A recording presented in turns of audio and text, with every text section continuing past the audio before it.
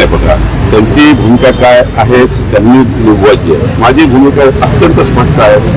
आमच्या पक्षाची भूमिका स्पष्ट आहे. माननीय मुख्यमंत्री देवेंद्र फडणवीसची भूमिका स्पष्ट आहे. रवींद्र चव्हाणजीची भूमिका स्पष्ट आहे की बारामती काँग्रेसनी अनोखोत करावी अशी आमची त्यांना विनंती आहे.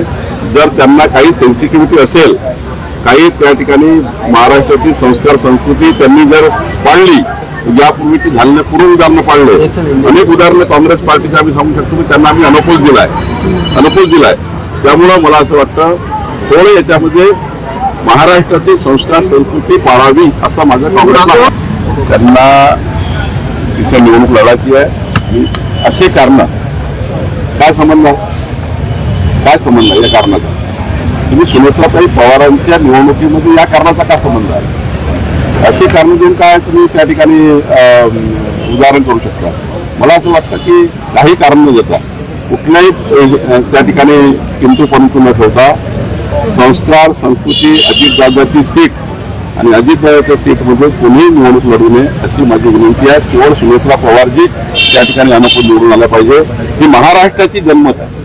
ही महाराष्ट्राच्या हृदयाची भावना आहे. ही जनमताची भावना आहे.